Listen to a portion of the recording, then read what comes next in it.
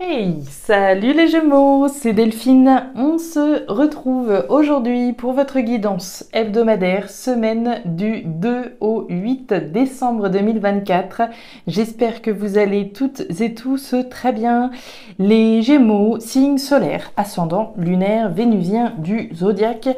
On va donc aller regarder vos messages comme chaque semaine dans les thématiques émotionnelles, affectives, le sentimental, tout ce qui touche au cœur, aux émotions, aux sentiments. Et le pro, les activités, le matériel, le concret, la matière. On garde bien entendu son bon discernement, ça reste une guidance générale, on est sur YouTube.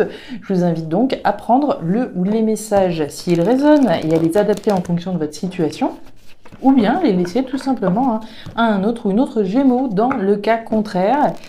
On va aller chercher tout ça avec l'oracle G, l'oracle des fées, l'oracle des îles et l'oracle des 12 guidances astrologiques. Les Gémeaux, avant de refermer cette petite intro, vous le savez certainement, j'ai depuis la semaine dernière remis une loterie à l'occasion donc du passage des 30 000 abonnés, donc à l'occasion des 30 000 et puis à l'occasion de la sortie de l'oracle des îles, donc un nouveau lot, une nouvelle loterie. Donc ce coup-ci, vous le savez, il y a le choix entre deux possibilités, soit remporter la guidance privée complète avec moi, soit donc remporter l'oracle des îles. Pour jouer, tout du moins, il suffit simplement de me faire un petit commentaire en bas de la vidéo pour me signifier donc votre intérêt pour le jeu, pour la loterie, me signifier voilà lequel des deux vous préféreriez remporter si vous étiez tiré au sort également. Donc voilà, c'est ma manière à moi de vous remercier, vous le savez, pour votre soutien à la chaîne, pour tout ce que vous partagez avec moi au quotidien sur cette chaîne. Voilà, donc merci à toutes et tous, sincèrement. On est parti, les Gémeaux, on y va pour cette semaine du 2 au 8 décembre 2024. Alors, on démarre avec la bougie. La bougie, on me parle de votre foi. La foi que vous avez dans quelque chose, la foi que l'on a dans quelqu'un, peut-être aussi. La carte de la bougie, on voit bien qu'on ne voit pas très très clair. On voit bien qu'on ne voit pas, justement. La carte de la bougie, c'est simplement cette petite flamme qui éclaire dans l'obscurité, donc on n'a pas spécialement de visibilité, mais on a notre foi. D'accord? Et c'est avec ça, et c'est grâce à elle, en tout cas, qu'on s'accroche, qu'on tient. L'énergie de la bougie, elle nous parle de l'obscurité qui nous entoure, mais elle nous parle aussi des choses qu'on souhaite laisser derrière soi. C'est la carte du deuil aussi. Donc le deuil d'un certain nombre de choses, et puis la foi que demain sera meilleur, qu'on va concrétiser ce que l'on souhaite, etc., etc. Ok, allez les Gémeaux, les émotions par là, le pro, les activités, le matériel par ici. Oh là là, la foi dans le bonheur, ça me plaît. La foi que vous avez droit, vous aussi, au bonheur, bien entendu. L'énergie du soleil, c'est quoi? C'est la joie, c'est le bonheur, c'est l'abondance. On voit cette corne d'abondance. C'est la foi aussi, peut-être que la lumière sera faite. La carte de l'astre du soleil, en tout cas, c'est l'astre qui permet d'éclairer quand justement on voit pas très clair. Donc ici, on a la foi que la lumière va être faite, qu'on va retrouver la lumière et qu'on va retrouver la joie aussi. Allez, on continue. La foi que voilà, vous allez y arriver, la foi que le succès sera au rendez-vous, la foi que on va peut-être stabiliser une situation au niveau financier, etc. La foi que prochainement, la lumière va enfin être faite sur vous et que vous aurez droit à votre part du bonheur aussi, évidemment. Allez. On nous parle de l'encre. L'encre, c'est l'ancrage, l'enracinement, vos fondations, la stabilité, l'ancrage, vos fondations. La foi qu'on va avoir un avenir probablement durable et heureux. On a la foi dans un avenir durable et heureux, Ok. Dans des fondations, dans un ancrage, dans une stabilité heureuse. Eh ben oui, je vous en parlais. Quand on parlait de la bougie, on n'est jamais très très loin de la lune. La lune, c'est ça. C'est le flou artistique dans lequel on est. C'est le tâtonnement, c'est l'illusion, c'est des lames opposées finalement. Puisque avec la lune, on avance dans l'obscurité, pour ainsi dire. On a juste le reflet de la lune qui nous éclaire, mais c'est un petit peu comme cette bougie. On ne voit pas forcément très très clair. On fait un pas après l'autre. On a la foi qu'on va réussir à sortir du brouillard là. On a son intuition également, sur laquelle vous pouvez compter avec la carte de la Lune. Hein. Allez, avec l'oracle des îles, qu'est-ce qu'il a à vous raconter, notre oracle des îles là? Je remercie d'ores et déjà toutes les personnes qui ont commandé l'oracle des îles. Merci à toutes et tous. Hein. Bon, les retours sont bons jusque-là, donc pourvu que ça dure. Mais merci infiniment. Les personnes qui ont commandé se reconnaîtront, évidemment. Merci beaucoup, beaucoup. Et merci pour vos retours positifs aussi, bien sûr. Allez, on y va, on continue pour les Gémeaux. Alors, on nous parle de méfiance, on nous parle de prudence avec la carte de la scolopendre. Hein. La scolopendre, c'est pas la petite bête qu'on aime le plus voir dans la maison. Hein. La scolopendre, ça pourrait être les jaloux, ça pourrait être les mauvaises langues, ça pourrait être des énergies un petit peu malsaines et voilà malaisantes. C'est voilà de la prudence dont il va falloir faire preuve. Bon, on le voit de toute façon. Hein, vous avancez tranquillou. Hein. Donc on avance, on est prudent, prudente, un pas après l'autre. Il y a peut-être des jaloux qui sont par là, il y a peut-être des mauvaises langues. Et oui, la récolte, la carte de la canne, récolter. Mais pour récolter, il faut tirer un trait sur quelque chose, il faut couper avec quelqu'un, avec quelque chose. Votre énergie complémentaire cette semaine, les Gémeaux, c'est Uranus en Poisson. Alors, Uranus en Poisson, vous devez être le 3e, vous êtes le 7e que je fais là. Vous devez être le 3e qui a Uranus. Hein, donc, il y a quand même, ça bouge clairement avec Uranus. Hein, on parle de bouleversement automatiquement. Hein. Alors, Uranus en Poisson, c'est ça. Allié. Votre créativité à l'invisible. En effet, le signe des poissons, très intuitif, alors c'est intéressant, on en parlait d'intuition, perçoit facilement les choses cachées. Servez-vous de cette facilité à capter l'imperceptible pour faire avancer vos projets dans la bonne direction. Donc écoutez bien votre intuition, mais vous le faites déjà. Pour ce que je vois là, vous êtes déjà dans cette part intuitive, très intuitive. On a la foi, on perçoit des choses qui sont cachées, des choses qui sont dans l'ombre, et on est persuadé, d'une certaine façon, qu'on finira par récolter. Donc c'est très joli jusque-là, franchement c'est très très joli, ça me plaît beaucoup ce qu'on voit. Ouais, la construction, on a beaucoup aussi de signes qui m'ont sorti la carte de la ville. Hein. Alors on y va, les Gémeaux, on parle de ce qui se passe au niveau émotionnel, au niveau du cœur, au niveau de ce qui nous touche émotionnellement avec la carte de la ville. Alors... la ville, on va nous parler de ce que vous tâchez de construire. C'est une carte dynamique. La carte de la ville, c'est l'opposé de la campagne. Autant la campagne, c'est une énergie très tranquille, sereine, paisible, etc. Autant la ville, ça bouillonne. Donc ça va être une dynamique, ça va être une énergie intéressante et importante en vue de construire quelque chose. C'est une énergie de construction. C'est pas la pyramide, la construction de ses ambitions, mais c'est la construction quand même. Donc on parle de dynamique mise en place afin de construire quelque chose. Quoi que ce soit pour vous, l'objectif que vous avez et ce dans quoi vous mettez votre foi. Donc, on parle de construction, alors peut-être d'un projet immobilier, pourquoi pas. Ici, on va certainement frapper aux portes, on fait probablement des démarches, on est dans l'action, comme je vous le disais. On nous parle du chien. On nous parle alors de vous, voire d'une personne en face de vous. Le chien, c'est la fidélité. La première personne à qui je me dois d'être fidèle, c'est à moi-même, à mes valeurs, à mes convictions, à ce que je veux, à ce qui me tient à cœur. D'accord ? Fidèle à moi-même, fidèle à mes principes.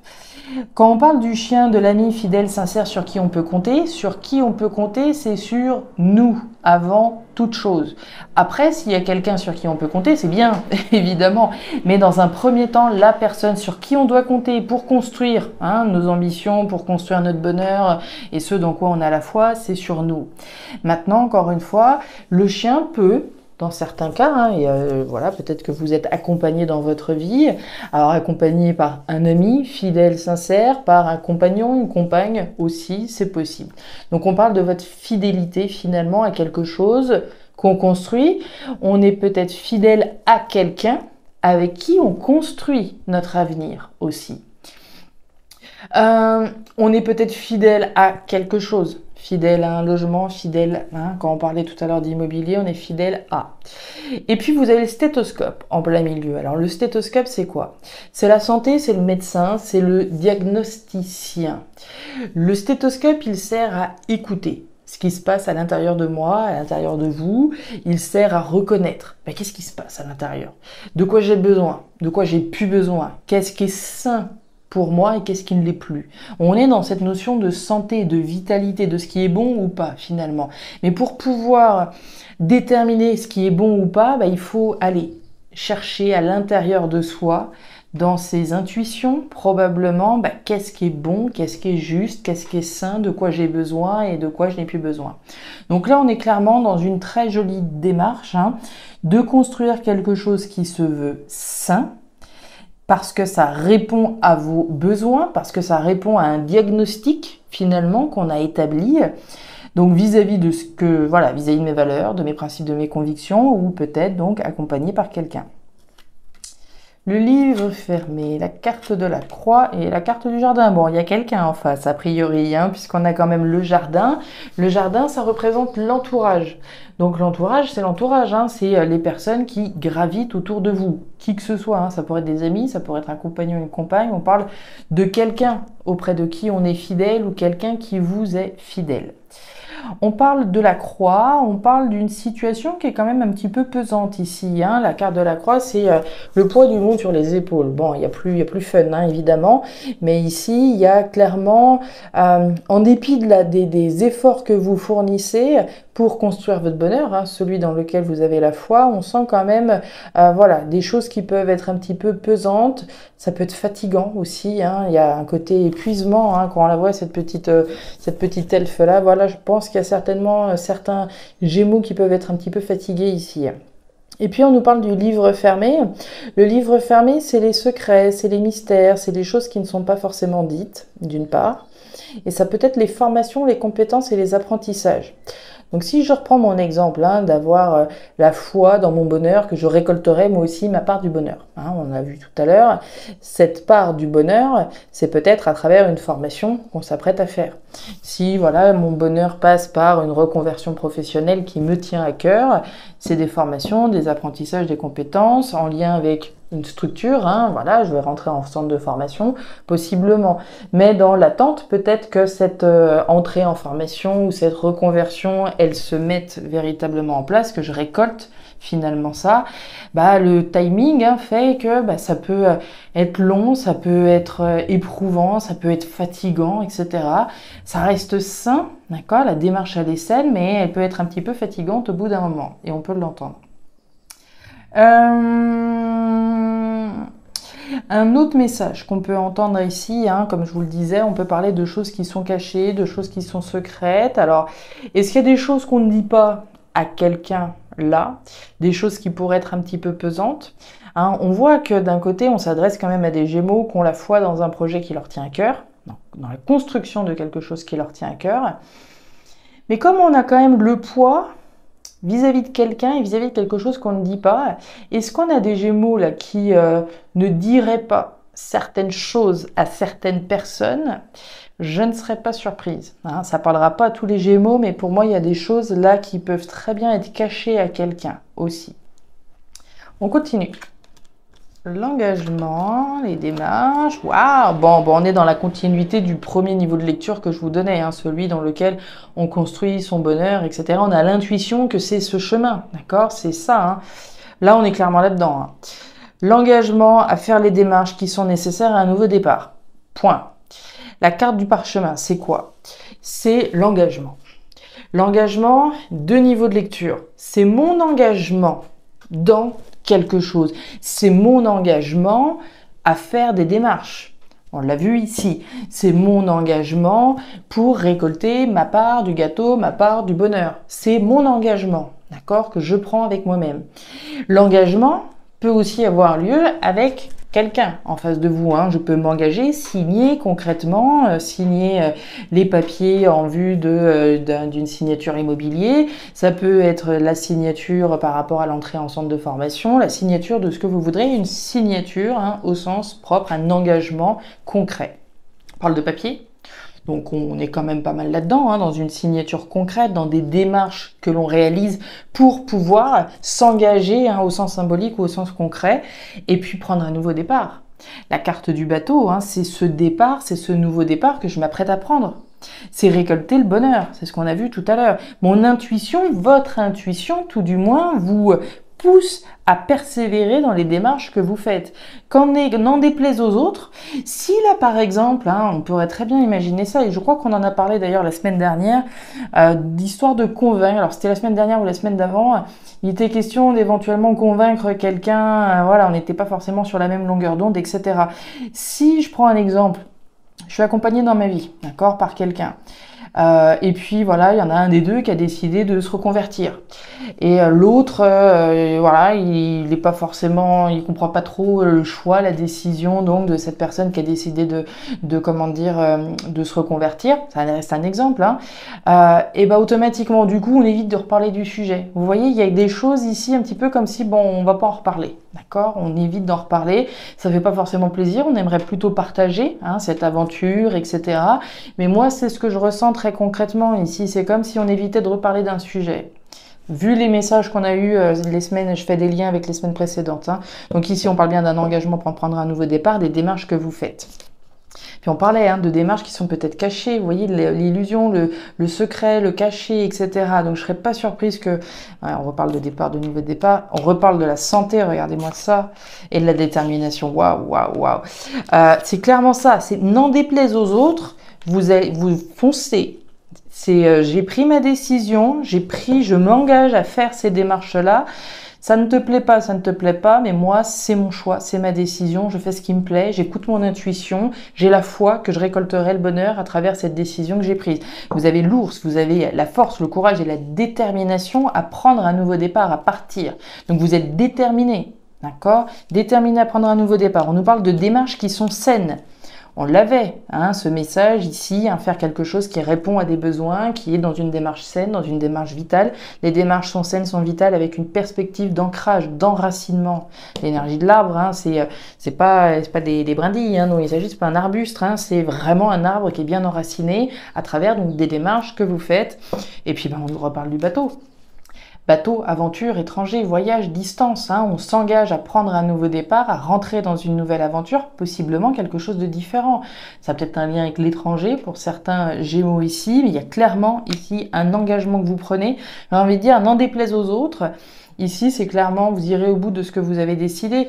Mais je pense, vu encore une fois là les secrets, les choses, ça ne doit pas vous faire plaisir de ne pas pouvoir partager ça avec l'autre, certainement parce que les autres, voilà, sont peut-être pas d'accord, ont peut-être pas compris votre choix, etc., etc. Mais qu'importe, ici, vous foncez. Ouais, le cyclone, Bon, le cyclone, c'est le bouleversement. Alors, le bouleversement, on le subit ou on le choisit. Et pour moi, ici, vous avez fait un choix. Vous avez pris la décision d'écouter votre foi, d'écouter votre intuition. Et on l'a vu ici avec Uranus. Uranus, c'est la planète du bouleversement. Donc on en a parlé ici. Qu'est-ce qu'on vous disait? D'allier votre créativité à l'invisible. En effet, le signe des poissons très intuitif, perçoit facilement les choses cachées. Servez-vous de cette facilité à capter l'imperceptible pour faire avancer vos projets dans la bonne direction. Donc ici, vous êtes en train de bouleverser une situation parce que c'est votre intuition. Vous avez l'intime conviction, l'intime intuition que c'est cette route que vous devez prendre. Ce nouveau départ vers cette nouvelle aventure dans laquelle vous êtes déterminé. Il est costaud votre tirage, les Gémeaux. Il est costaud. Je serais très curieuse d'avoir vos retours sur ce tirage et notamment sur la partie peut-être un petit peu pesante parce que on dit pas tout, on peut pas dire, on peut peut-être pas dire ou peut-être mieux pas aborder le sujet, mais pour moi il y a des choses qui pèsent parce qu'on ne les dit pas. Alors voilà, vous me direz si ça vous parle tout ça. Peut-être certains messages plus que d'autres. Je vous invite donc à me raconter tout ça en commentaire si vous souhaitez le partager en commentaire.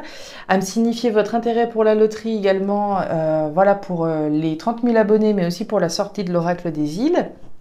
Je vous invite à regarder votre signe ascendant, lunaire, vénusien important pour avoir un tirage qui soit un petit peu plus personnalisé à votre profil. Et enfin, si vous le souhaitez, vous pouvez également me contacter à guidance-delphes@gmail.com pour une consultation privée. Je vous souhaite une excellente semaine, le meilleur pour la suite. Prenez grand soin de vous. À très bientôt. Au revoir.